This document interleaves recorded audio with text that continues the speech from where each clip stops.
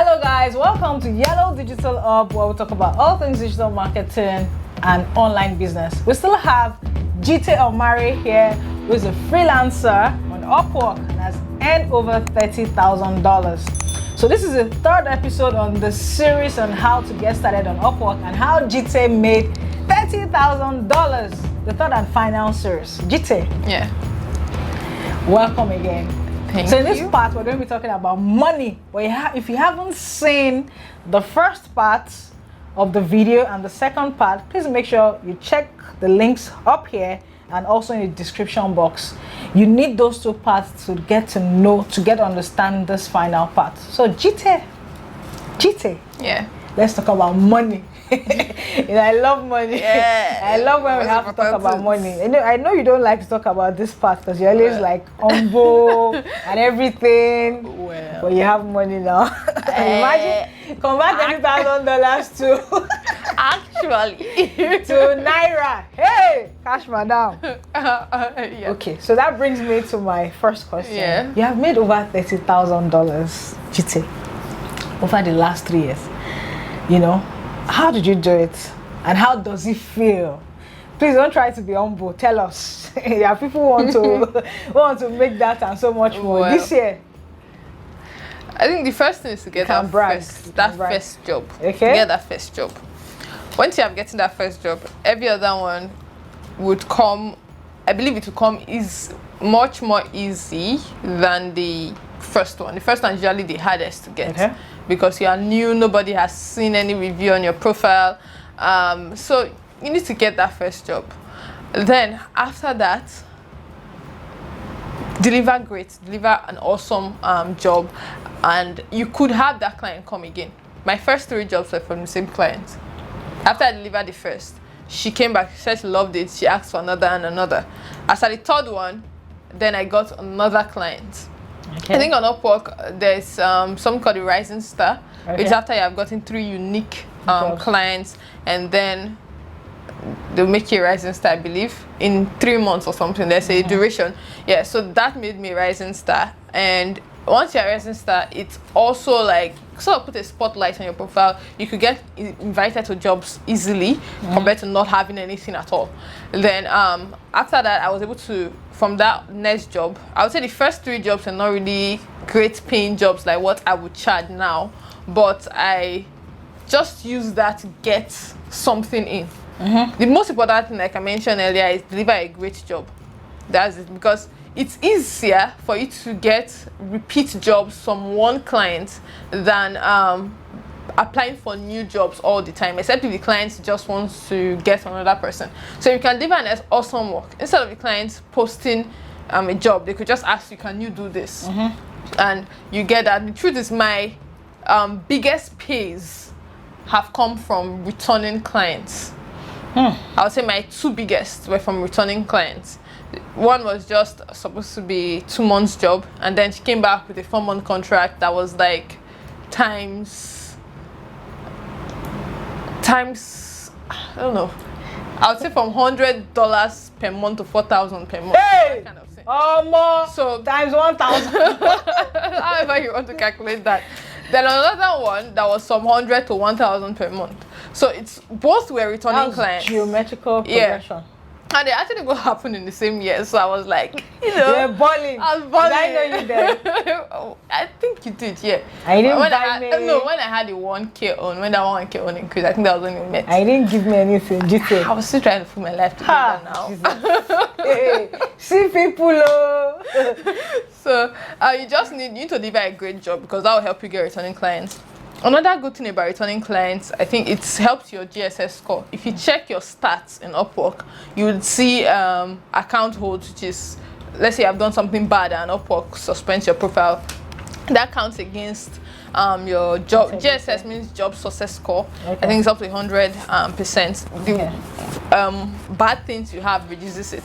I think before, clients reviews used to play a part. I don't think it does anymore. Okay. But returning clients that will recommend you, add to that score. So if you do have returning clients, they actually even help you get more jobs on Upwork. So that's just what you need. You don't need to kill yourself by getting new jobs all the time. Just deliver great to some clients and you You might even get full-time remote opportunities from that. Wow. But you say owe me GT. Well, shawarma. Or burger. No, shawarma. Shawarma is just fine. And maybe you got. You have to celebrate now. Okay, so that brings me to my congratulations. I mean, that's a lot.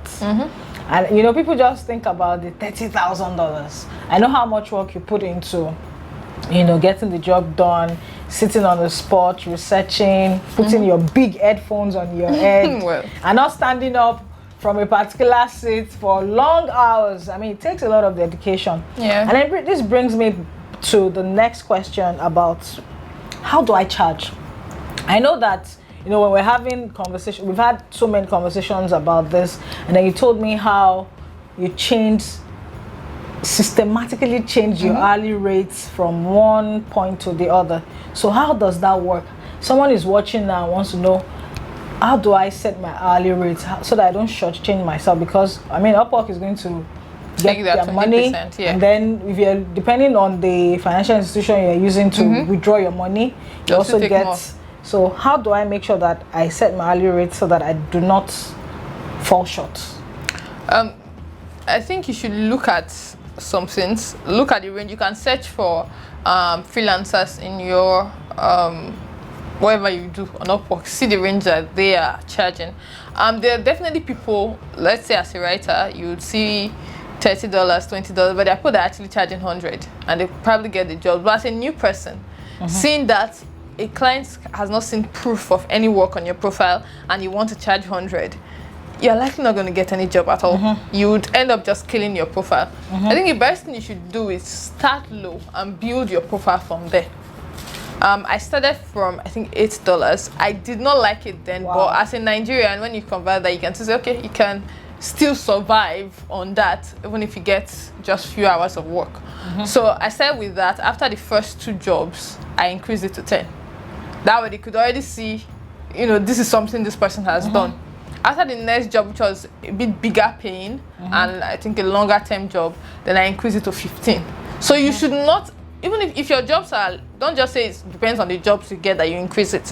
It's not about those jobs, it's about the time as well. If you finish, let's say, a job this week, then you go, no, next week, I need to increase just next week. That is not so good. How it works.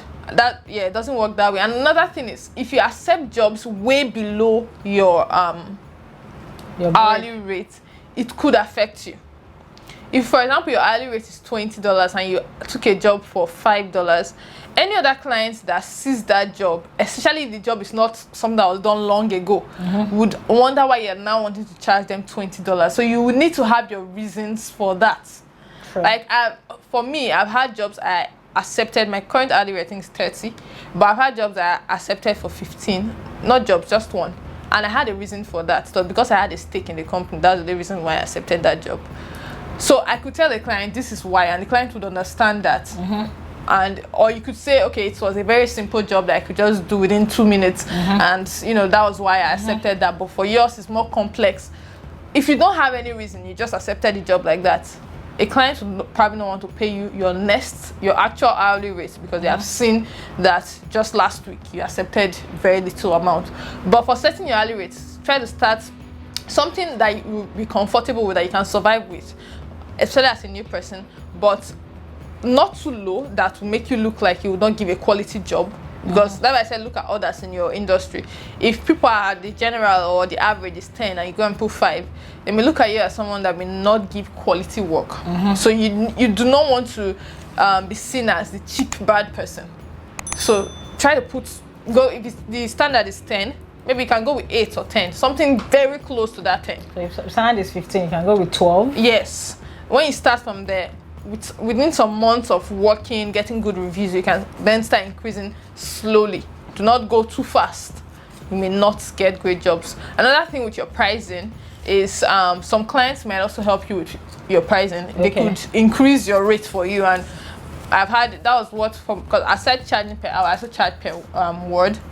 when I said on Upwork, I think I was clueless on how to charge that. I knew how to do hourly, but that I was like, so I think I was charging 1 point something cents. Then a client, then the client increased that to 2.5 dollars. I think no cents. I think it was my clients that increased my per word rate. Then the one I told you that increased to 1,000. Yes. He increased mine to I think 10 cents. Okay. Straight from 2.5. So that made me now see that as a standard. I wouldn't want to go below that. So then I said you need to give good work. Your clients could even give you bonuses, and that is good money. Wow. I mean, I'm sure that's self-explanatory enough. And then the final question that I'd like to ask you is, how do you withdraw your money from Upwork? So I use Payoneer, but I haven't withdrawn, so I don't know the exchange rate. So you've talked about how not to shortchange yourself with hourly rates. Then how do you not shortchange yourself when you withdraw to use your Naira? Do you send money directly to your bank account here, Naira bank account? Do you use third-party platforms like Payoneer and all of those things? Which is the best form? And then the exchange rate has been inconsistent, and CBN policies and all of that. So what works best? I'll start with a quote. With low risk comes low reward. Okay. With low risk, yes, comes low reward. Yes.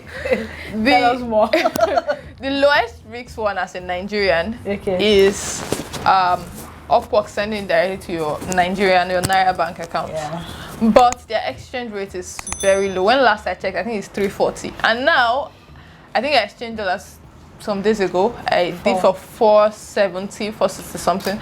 So imagine the difference, the large difference between 340 100 Naira difference. I mean, it's a lot. And when you check it, you're losing a lot of money. Sure. But if you just do not want someone, you're scared of people running away with your money, or you don't want to just have to deal with the stress of any withdrawal, go with that. If you have a lot of money, let's say you made so much money in a month, you can go with withdrawing to a domiciliary account. Okay. For that, Upwork charges $30 to withdraw to a domiciliary account. For the Naira, I think it is 99 cents a charge. Okay. But for a domiciliary, it's $30. But if you check that, what you have earned is so much that, even if it's with $30 and the exchange rate and everything is still more than the Naira option, go with that. Okay. Then the third option is to withdraw to Payoneer. Okay. If you are withdrawing to your Payoneer account, you can either have a Payoneer card or your Payoneer bank account. I don't have a Payoneer card. I don't want to pay money per year. So, though it's still showing as a Payoneer card on Upwork, as long as you connect your Payoneer account, but it's, So when you withdraw to Payoneer, they charge, I think, $2. Upwork charges $2 to send the money to your Payoneer account. From Payoneer, that's another thing. There's higher risks going through one part of Payoneer, which is sending it to someone else on Payoneer to pay you in Naira. There are people that do that exchange for a living. For example, I have one guy now that I use consistently. Every time before I use him, I met him on Nairaland. I go on Nairaland to check if there's any bad review recently before, before my money enters voicemail. So you can check places like that for people that are into that. But before you go with them, check what other people have said about them first. If you don't see anything, you can ask on the thread, has anybody used this guy or this girl? What did they think? Do not just go send it. You worked hard for this money. Don't lose it because you did not, make your research. Then aside using that method on Payoneer, recently, Payoneer implemented sending the money to your Naira bank account. They already had your domiciliary account previously, which was they had it. I've forgotten the rates they were charging, but when I checked, depending on how much you are sending to your domiciliary, that will be the charge. I think it's in percentages. So when I checked withdrawing, I started doing that when I had a 4K job. Okay. So for me then, withdrawing from Upwork for that $30 was cheaper than withdrawing for Payoneer to my domiciliary. So you need to just check the two, compare which is cheaper and use it. Then the other option for Payoneer is sending it to your Naira bank account. Like Upwork, their rate is low. When I check, it's better than Upwork's rate though, but it's still, I think it's better than Upwork's rate, like 10 to 20 Naira. Okay. But it's still very low. So it's up to you to choose, what do you want? Do you want to be safe, or do you want to earn the money you want? So, but like I said, before using any exchanges, check the person. If you have earned a lot of money that you feel taking $30 out to send it to your domicile from Upwork is great. Use that, and you can go to your bank at Bookie and all that and exchange the money. I mean, I think that's self-explanatory enough. And please don't be too selfish or greedy to want to do back. Yeah. And then lose your money. That's one thing I want to say. If you see, let's say you see an exchanger, the market rate is like 460, the person is offering you 500. Run away. The person wants to take your money. Don't be greedy. Don't be greedy. I mean, I think that's a wrap. But before you go, GT, I just want you to, what are your final words to people, freelancers, upcoming freelancers who haven't gotten a hang of this yet? You know, last year I had trainings where you were one of the guests, and I hear people are saying, I've not gotten my first job. I've not gotten my first job. I've done everything they asked me to do. I mean, what do you have to say to them? And someone who has watched the 3 videos, I'm saying, you know what, I'm going to give this a shot. And I know that if GT can do it, I can do it too. So what do you have to say? I say be consistent. Because you have not gotten previous jobs doesn't mean you won't get one. You just need that one job. And when applying, always use, you may not be a great, like I said, you may not be a great creative writer or anything, but try to use any creative juice that you have. Since you have been struggling with job, when you have written your cover letter, your application, you can save a job on Upwork, save the job so that you don't lose the link. You can send that to other people. What do they think about this? Get feedback to see if this is great. This is your first job, you need to get that. After getting feedback, you can also tell people to look at your profile. Then I said, always review your description. Those things could get you invites even before applying for any job. So look at what other people have done in their profile description, and then you can use that for yourself. Okay. And Upwork is a great platform, but if you have not gotten any luck there, while still trying there, explore other options. There's people per hour. I got 2 jobs there, but I've not really gone in since then. Yeah. Do you recommend freelancer? I don't, based on my experience. Some people may say it's great, good for them, but for me, I'm not going to go there again. Okay. But GT, how do we? There are people who want to reach you. Are you available for consultations? I'm available. So how do they reach you? For someone who's watching and wants to reach out to GT and more. I know it's not going to be free, of course. Yeah.